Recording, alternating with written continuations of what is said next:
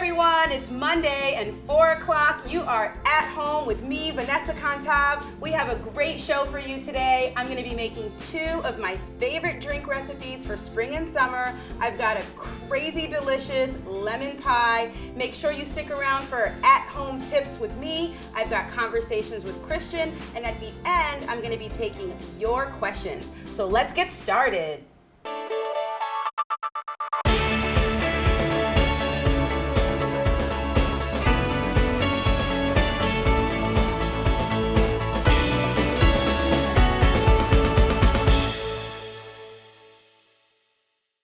All right, guys, so first up, we're gonna be making a lemon pie with Girl Scout cookie crust. I got really excited last week when I got my whole shipment of Girl Scout cookies, and I started to get creative, so you're gonna like this one. It's pretty crazy. If you don't have Girl Scout cookies, you can use any butter cookies, but my favorite are these Trefoils. So the first thing we wanna do is work on our crust. I'm literally making these with Trefoil Girl Scout cookies. We're gonna put 2 sleeves of Girl Scout cookies right into a food processor, and then we're gonna pulse. So you don't want to just turn on the food processor, you wanna pulse it, just because the fat in the cookies would get too pasty, and we wanna keep it nice and crumbly. All right, so I'll show you guys what this looks like. So once you get to this consistency, it's just like a nice cookie crumbles. We're gonna add a couple more things, and this is gonna be the basis for our pie dough. So I've cut the butter into cubes, and that's gonna make it a lot easier to incorporate in your dough. So you wanna add the butter right into your food processor, and we'll pulse this again. And the last thing we wanna do is add our liquid ingredients, which is gonna bring everything together. So you can actually put the top on and add it straight in through the hole. 1 egg yolk right in through the top. And we're gonna add some heavy cream, but we're gonna add this pretty slowly, so we wanna make sure that we don't add too much. And what I'm looking for is the dough to start to come together like a ball. All right, so I'm gonna turn this dough out onto a piece of wax paper right here, and I'm just gonna use my hands. Put this right here, just like this. It already smells so good because it's sweet and it's Girl Scout cookies.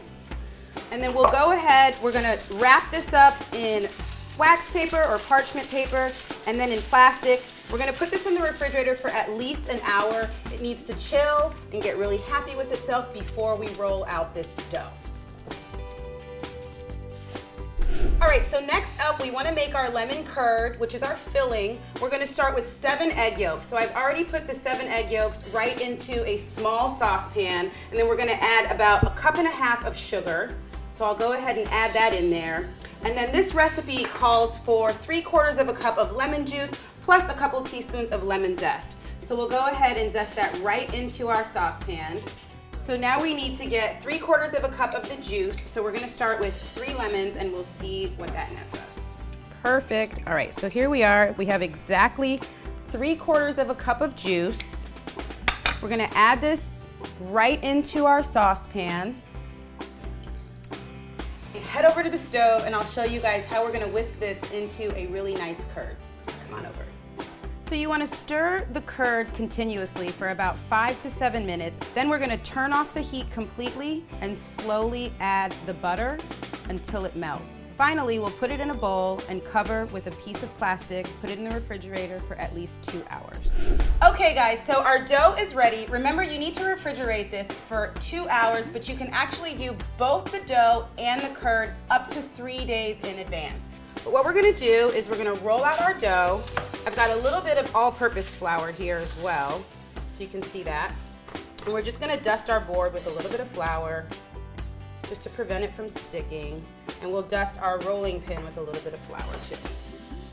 And we are gonna roll this out just enough to fit into our pie dish. So here we are, and I've got these extra pieces. You really need to just use your hands to get the edges. It's not gonna be a pretty crust, but I promise you it tastes so good. Okay. Okay, so here we go. We're gonna put this in the oven at 400 degrees for about 15 minutes, just until the crust is golden brown.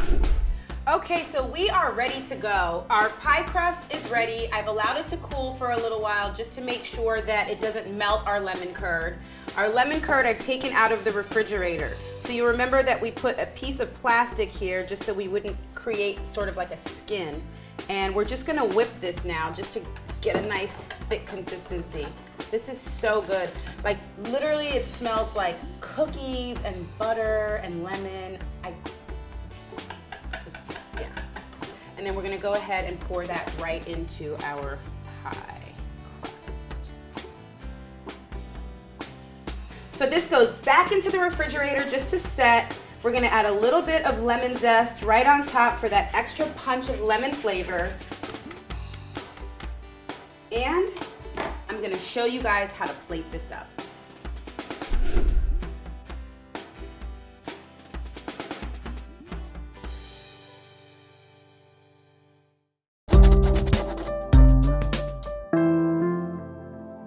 I've got a few quick tips to making a great cheese board. Number one, mix up your cheeses. Soft, semi-soft, hard cheeses, goat, cow, and sheep's milk cheeses. Number two, make sure you have some fun things on your cheese board. We've got dried fruit, nuts, a variety of crackers. And number three, bring your cheese out 45 minutes to 60 minutes before your guests arrive. Bring the cheese up to room temperature. It's gonna taste that much better. Enjoy.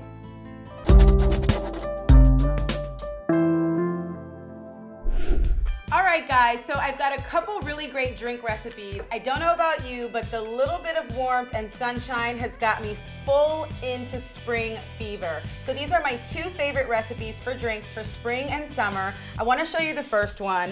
It's a frozen mimosa. So it's a little bit of a twist on a frosé, but also kind of like a mimosa. I'm gonna predict this is gonna be the newest drink for summer. So we're gonna start with sherbet. We've got a rainbow sherbet here. You can also just use orange. So for those of you that always want to know what is the difference between like a sorbet and a sherbet, sherbet actually has dairy in it. So sorbet is completely dairy-free. It's just made with fruit juice and sugar and it's frozen. But this actually does have a little bit of dairy in it, so it gives it that smooth consistency. So I'm gonna put about 4 scoops because we're looking for 2 cups. Okay, so we've got our sherbet, and then we're gonna add right in there some frozen mango. So the great thing about the sherbet and the mango is that it's really nice and cold and we don't have to add any ice into this. It's gonna make our drink frozen without adding all the extra water. So the next ingredient we're gonna add is fresh tangerine juice. You can use orange juice, but if you can find tangerine, it's just that much better. So we'll add that. Don't worry, these recipes are in the description for today. Okay, so now we're gonna give this a blend. You put this in your blender. You wanna start off slow and then take the speed up a little bit. All right, so we are perfect. This is almost like a slushy smoothie consistency. I'm gonna add some champagne, some rosé champagne right in, about a half a bottle. And then I'm gonna give it a stir. I'm not gonna turn the blender back on. I'm just gonna give this a stir. Okay. And that is it. You are ready to go. We're gonna pour these into our glasses. Check it out. It's such a beautiful color. And it does have that little bit of sparkle from the champagne, plus all the flavors from the mango and the sherbet and the tangerine juice. So you can garnish this with some fresh mint. And there you go. We're calling this Van's Frosé Mimosa. That is so good. I really hope you guys try this one. All right, so up next, we're gonna be making a summer sangria. So easy, let me show you guys. All right, so we're gonna start with the carafe. I filled it with some ice. This is so easy. First, let's add our liqueurs. So we have both orange and peach flavored liqueur. So I'm gonna add a little bit of both. It smells so good. I love the peach one. So we're gonna use a combination of fresh and frozen fruit because this drink is really spring going into summer. Right now, the peaches that I have are frozen and they're delicious. Once you get a little bit further into summer, you can probably find these fresh really nice, but we're gonna add some frozen peaches and we're gonna add some fresh cantaloupe melon. And then we're gonna add our citrus. So we're gonna do some lemons and some oranges. We're gonna slice it and then quarter it, just like that. So we'll go ahead and do the same thing with our orange. Just add a few little wedges in there.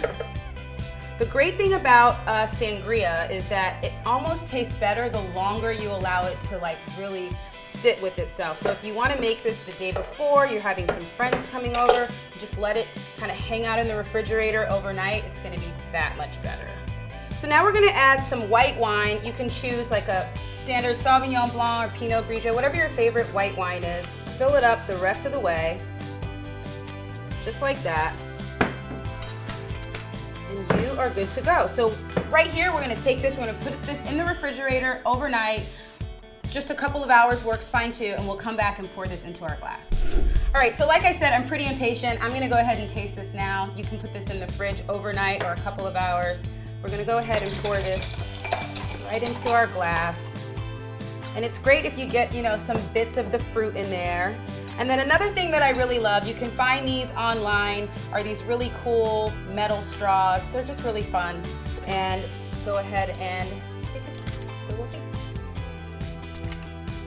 These are so yummy. I hope you guys love these. White Sangria and Van's Mimosa Frosé. All right, now take a look at this week's Conversations with Christian. Are you just singing with me? And what song do you know? Work. Do you know work? I don't know all the words. How does it go? Work. The Sangria work. The Sangria dad. I guess ta. But you will need to get done. For sorry, family. I am Annie. Oh, I spilled all my emotions. I am sorry. Rolling, yeah. Do you know Drake's part? Jake. The part by Drake? I just did that one. I thought you did the Rihanna part. I don't talk like a girl.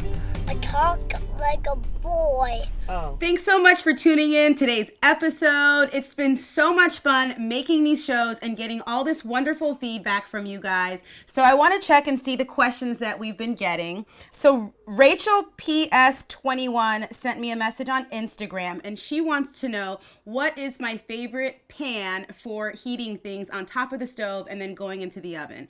And I make such a big deal about this. We've only had a few episodes, but even when I'm watching it, I can see I'm always telling you guys, your pan should be really, really hot. So I love cast iron, and the brand that I use is called Lodge. It's just really great. It's not too expensive, and it's perfect for heating your pan up really hot, and you can cook on top of the stove and go right into the oven.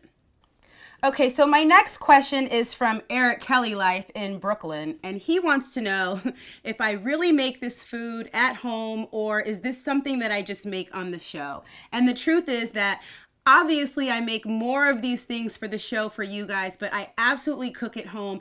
I would say at least 4 days a week, which I think is a lot. And then just like every other New Yorker, I love to eat out. So about 4 days a week, I really do cook at home, and I really enjoy it. All right, guys, thanks so much for tuning in this week. Remember to tune in next week. We have a very special episode. I'm going to be heading out west, and I'm going to take you guys on my adventures with some meetings and some fun stuff. So I think you guys are going to enjoy this one. Keep sending me your questions. You can send them to me on my Instagram page at Vanessa Contop or right here on the show page in the comment section. Thanks for watching. See you next week. Bye.